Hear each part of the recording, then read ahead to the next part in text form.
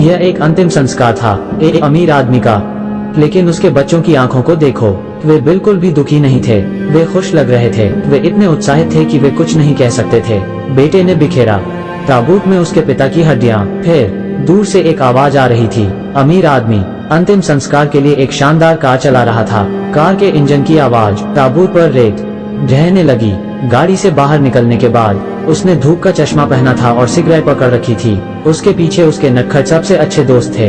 वे ऐसे नहीं लग रहे थे जैसे वे अंतिम संस्कार से मेल खाते हों। कोई इसकी उम्मीद नहीं कर सकता था वो नटखट अमीर आदमी गंभीर परीक्षा को पार कर सकता है कि उनके दादाजी चले गए। तब वो अपने दादा की संपत्ति का वारिस बन गया। उनके दादा एक बेहतरीन व्यापारी हुआ करते थे। उन्होंने नंगे हाथों से अपना व्यवसाय शुरू किया। उसके पास बहुत सारी संपत्ति थी, लेकिन परिवार में शिक्षा के मामले में वो असफल था। जब उनका देहांत होने वाला था, उनके बच्चे इसके लिए अधिक समय तक इंतजार नहीं कर सकते थे। वे संपत्ति के लिए लड़े। केवल उनके पोते जेसन सामान्य था। जब वो छोटा लड़का था तब उसके पिता की मृत्यु हो गई थी। अफवाह यह थी कि उसके दादा ने अपने पिता को मार डाला था। इस वजह से उनके बीच के रिश्ते दूर होते जा रहे थे। जेसन को भी उम्मीद नहीं थी कि वो अपने दादा की संपत्ति का वारिस बन सकता है। अपने दादा के निधन से पहले उसने एक वफादार को आने के लिए बुलाया और उसे जेसन से बात करने के लिए कहा। उसने उसके लिए एक वीडियो रिकॉर्ड किया था। जेसन टीवी स्क्रीन के सामने था। उसने अपने दादा को देखा जो मर गया था। उसने अपने दादा का सम्मान नहीं किया। उसने अपने पैर भी टेबल पर रख दिए। अपने दादाजी तक एक विशेष उपहार का उल्लेख किया। उन्होंने इस पर ध्यान दिया। इस उपहार में कुल 12 चीजें थीं। इनमें से हर एक चीज थी खास, लेकिन उपहार पाने के लिए जेसन को पास करना पड़ी कई चुनौतियां। अगर उसने बीच में छोड़ दिया, उसे कुछ नहीं मिलेगा। यह काला वफादार सभी यात्रा के लिए जिम्मेदार होगा। उनके पास हवाई टिकट था और जेसन को आने के लिए कहा। Houston next morning. मुझे क्यों जाना है? जाओ तभी पता चलेगा। जैसे ही जेसन हवाई जहाज पर चढ़ा, आदत से मजबूर वह सीट की पहली पंक्ति पर बैठा, लेकिन फ्लाइट अटेंडेंट ने उससे कहा कि उनका हवाई टिकट इकोनॉमी क्लास था, साथ ही यह एक रियायती हवाई टिकट है। वो वहां नहीं बैठ सका। जेसन गुस्से में था। अपने जीवन काल में उसने कभी इकोनॉमी क्लास का टिकट नहीं खरीदा था। बाप रे! जब वो विमान से उतरा, एक किसान ने कंधा थपथपाया और उसे घर ले आया। वो गेस्टॉल्ट था। वो जेसन के दादा का सबसे अच्छा दोस्त था। जेसन ने उससे पूछा कि कहाँ है। गेस्टॉल्ट बस मुस्कुराया लेकिन कुछ नहीं कहा। अगली सुबह 5 बजे जेसन को जगाने आए गेस्टॉल्ट। उस समय वो अभी भी और सोना चाहता था। कुछ समय बाद, शुभ प्रभात, तुम्हारी समस्या क्या है? गेस्टॉल्ट ने जेसन को लिया उसके बगीचे में और उसे सिखाया कि खंभों को कैसे खड़ा किया जाए। एक खंभा खड़ा करना वो $1 कमा सकता था। एक जमाने में पहली राशि जो उनके दादाजी ने जुटाई थी, इस नौकरी के माध्यम से था। वो राशि कैसे हो सकती है? पैसे के लिए जेसन काम कर सकता है। गेस्टॉल्ट के चले जाने के बाद वो खंभों पर लेट गया और सो गया। युवा को ऐसा देखकर गेस्टॉल्ट ने कुछ नहीं कहा। प्रतिदिन 5 बजे वो जेसन को बगीचे में ले गया। जेसन को समझ आ गया, शायद यही वो चुनौती थी जिसे उनके दादा चाहते थे कि वे पास हो जाएं। वैसे भी वो आजाद था। वो कोशिश करने लगा प्रत्येक स्तंभ को जमीन पर खड़ा करना। शुरुआत में हर स्तंभ झुका हुआ था, जिससे गेस्टॉल्ट असंतुष्ट था, लेकिन उसके बहुत दिनों बाद उसने खंभों को देखा जो जेसन द्वारा बनाए गए थे बेहतर लग रहे थे। शुरू से आखिर तक ऐसा लगता है कि जेसन ने पहला टेस्ट पास कर लिया है। गेस्टॉल्ट उसे वापस हवाई अड्डे पर ले गया और उससे कहा, भले ही भविष्य में कुछ भी करे, खंभों को खड़ा करते समय उसे उसका अनुसरण करना था। जो उसने किया था, उसे सफलता मिली। लेकिन जेसन इन बातों को कैसे समझ सकता था? उसने गेस्टॉल्ट से पूछा, उसका उपहार कहाँ है? गेस्टॉल्ट बस मुस्कुराया और फिर भी उसे जवाब नहीं दिया। जेसन को लगा कि उसे धोखा दिया गया है। वह रूठ गया और काले वफादार को देखने आया था। वफादार ने उससे कहा कि काम उनके उपहार का एक हिस्सा था। जेसन गुस्से में था। क्या तुम लोग मुझसे मजाक कर रहे हो? फिर वो हारना चाहता था, लेकिन उसने वफादारी से उसे काम करते रहने के लिए प्रोत्साहित किया, क्योंकि उपहार अभी बाकी था। जेसन को शक हुआ तो आया घर। आश्चर्य किस लिए? यह बिल्कुल भी खुश नहीं था। वो आदमी एक अमीर आदमी होने से पहले उस समय उसके पास कुछ नहीं था। उसकी सारी संपत्ति छीन ली गई। उसके घर में कुछ नहीं बचा था। वो गैराज में आया था। उनकी सभी कारें भी छीन ली गईं। ये सब चीजें उनके दादाजी ने किया था जब वो अभी भी जीवित थे। दादाजी ने वीडियो रिकॉर्डिंग के जरिए उन्हें बताया कि केवल जीवन में सभी कड़वाहट और मिठास का अनुभव कर रहे हैं। क्या वो हर चीज की सराहना करना सीख सकता है? और मानव के दिल के माध्यम से देखा, जेसन अपना सारा समय बिताता था खेलना और जीवन का आनंद लेना। उसने बुरे लोगों से दोस्ती की। उनकी अगली चुनौती, क्या वो 1 महीने के भीतर उसे अपना सच्चा दोस्त ढूंढना था। पहली थी प्रेमिका। जब वो अमीर था, वो हमेशा उसकी परवाह करती थी। वे एक दूसरे को लंबे समय से जानते थे। वे एक दूसरे से बहुत प्यार करते होंगे। वे एक आलीशान रेस्टोरेंट में आए और कई विलासिता का आदेश दिया, लेकिन जब वेटर बिल लेकर आया, वेटर ने उससे कहा कि उनका क्रेडिट कार्ड फ्रीज हो गया है। जेसन शर्मिंदा था और उसने अपनी प्रेमिका से मदद मांगी। उसने उसे बिल का भुगतान करने में मदद करने के लिए कहा। उस समय वो अचानक रो पड़ी। क्या आपने अभी अभी कहा है कि मुझे पैसे देने हैं? लानत है, अलविदा। फिर चली गई, जिसने जेसन को झटका दिया। तब अफवाहें थी कि जेसन दिवालिया हो गया था। यह अफवाह तेजी से फैली। जब उसके दोस्त जानता था कि वो पैसे उधार लेना चाहता है, उन्होंने मना करने का हर तरीका ढूंढ लिया। जेसन गुस्से में था। उसके पास लौटने के लिए घर नहीं था। उन्हें स्विमिंग पूल के पास कुर्सी पर सोना पड़ा, लेकिन कर्मचारियों ने उसे खदेड़ दिया। वो पार्क में आया। सीट के कारण उसका एक बेघर व्यक्ति से विवाद हो गया था। उन्होंने समस्या को हल करने के लिए पैसे देने की पेशकश की, लेकिन क्या शर्म की बात है, उन्होंने उनकी जेब को छुआ, लेकिन उन्हें कोई पैसा नहीं मिला। उस समय एक लड़की ने सब कुछ देखा। उसने जेसन को पैसे दिए। उसने सिक्का हवा में फेंक दिया। बेघर व्यक्ति ने उस सिक्के को पकड़ लिया, फिर भाग गया। जेसन को नहीं पता था कि क्या करना है।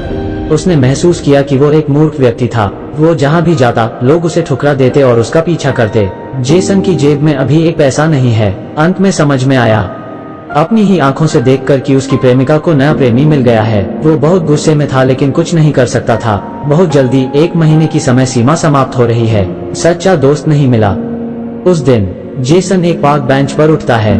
बेघर आदमी को माँ बेटी को परेशान करते देख दया से उसने बेघर आदमी को भगा दिया।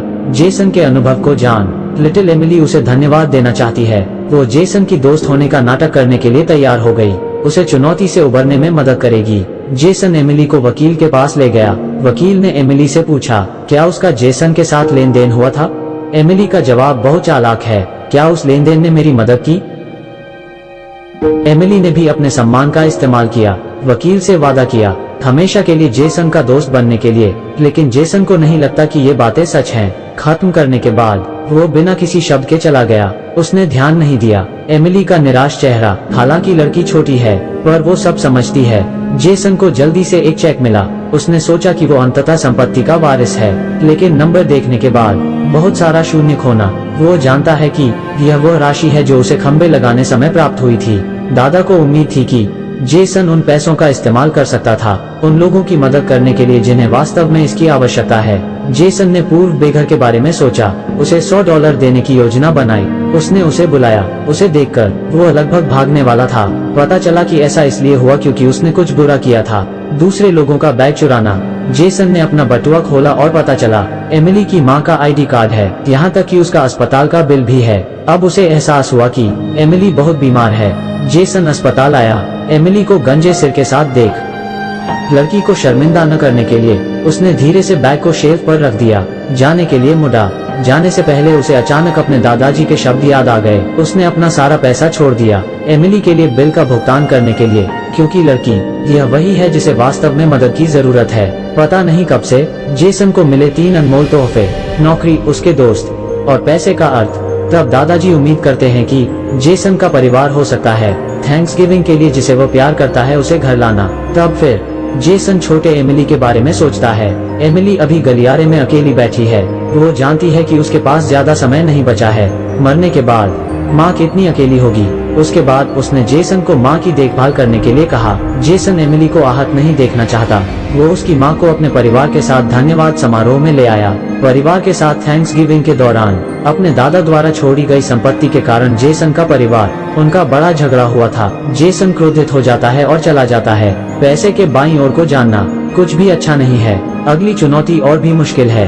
दादाजी ने जेसन को अफ्रीका जाने के लिए कहा। सीखने के महत्व को समझे। जेसन को माँ और बेटी को अलविदा कहना पड़ा और एमिली के साथ क्रिसमस बिताने का वादा करें।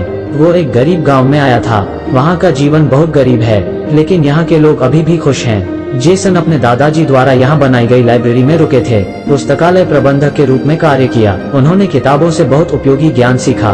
कि वो यहाँ था अभी भी एक कारण है। यहाँ उनके पिता की मृत्यु हो गई। उस दिन जेसन ने एक स्थानीय से दिशा निर्देश पूछा। उस जगह आया जहां उसके पिता का एक्सीडेंट हुआ था। वो जानता था कि पता चला कि उस वर्ष उनके पिता थे परिवार के लिए काम करते करते थक गए।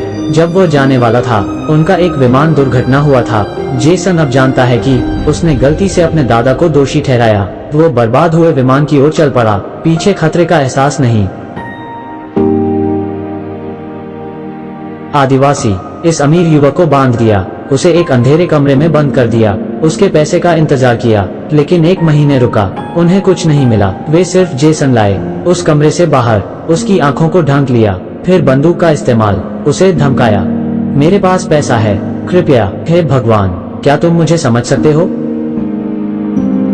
जेसन बहुत डरा हुआ था, लेकिन एक जोरदार शॉट के बाद उसे पता चला कि वो मरा नहीं है। पता चला आज क्रिसमस है, वे सिर्फ उसका मजाक उड़ाते हैं। जेसन के संयमित होने के बाद, जबकि ये लोग नशे में हैं, वो भाग गया। आधे रास्ते पर उसे याद आया वो शख्स जिसने उसे पहले रास्ता दिखाया था। वो खतरे के बावजूद उसे बचाने के लिए वापस आया। वे एक साथ भाग गए। उन चीजों का अनुभव करने के बाद जेसन अंत में समझता है, जीवन और स्वतंत्रता बहुत महत्वपूर्ण है। जेसन घर लौटने के लिए विमान में सवार हुआ, केवल एमिली की मां को देखता है। हवाई अड्डे पर उसका इंतजार कर रही है। फिर जेसन अस्पताल गया एमिली से मिलने के लिए। वो अब पहले से भी कमजोर हो गई है, क्योंकि जेसन अफ्रीका में मुश्किल में था। वो अपना वादा नहीं निभा सका। एमिली के साथ क्रिसमस न मनाने के लिए उसने नाराज होने का नाटक किया। जेसन ने कहा कि वो उसकी भरपाई करेगा। जेसन ने गेस्टॉल से संपर्क किया। वो बेटी और माँ को खेत में ले गया। गेस्टॉल ने सजाया घर क्रिसमस की शैली में। वो उन्हें बर्फ से भरे यार्ड में ले गया। एमिली बर्फ में चली गई। वो वास्तव में खुश थी। यह उसका आखिरी क्रिसमस सीजन भी है। रात के दौरान जेसन ने अपने दादा का वीडियो टेप चालू किया। उसे उम्मीद थी कि जेसन अपने सपने को जीने के लिए बहादुर हो सकता है, लेकिन शुरू से अंत तक जेसन हमेशा लापरवाही से रहता है। उसका कोई सपना नहीं था। जेसन एमिली को खोजने आया था। उसने उससे पूछा कि उसका सपना क्या था। एमिली ने कहा, मेरा सपना, क्या मैं उन लोगों के साथ रहना चाहती हूँ जिन्हें मैं प्यार करती हूँ, और हम एक दूसरे से प्यार करें, मुझे भी प्यार करे।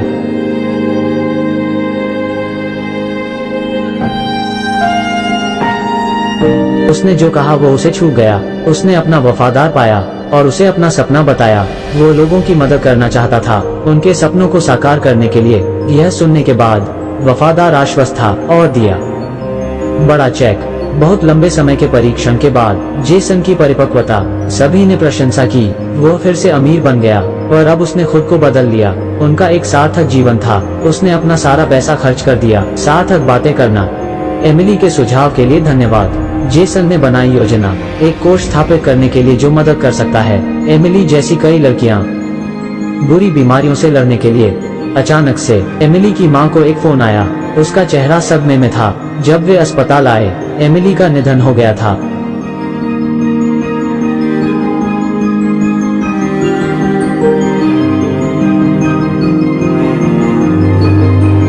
उसकी मौत हो गई। जेसन फील टूटा हुआ दिल, क्योंकि वो नहीं देखेगी बीमार बच्चों के लिए जिसका नाम उसके नाम पर रखा गया था। उसके बहुत बाद वफादार फिर से जेसन को खोजने आया। उसने कहा कि वो आखिरी उपहार था जो उसके दादा ने उसे दिया था। यह सबसे अमूल्य उपहार था। उस समय जेसन करने का अधिकार था। भारी संपत्ति विरासत में मिली उसके दादा की।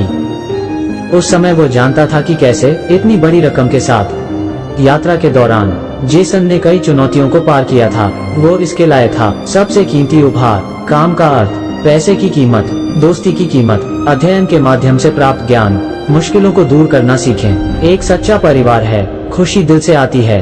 आपका दिन सुंदर सार्थक हो। सामान्य दिनों में हर कोई अभी भी अपने काम में व्यस्त है। जेसन कड़ी मेहनत की कीमत समझता है, सराहना करना सीखता है, और उस समय पर ही उसने सपना पाया। अंततः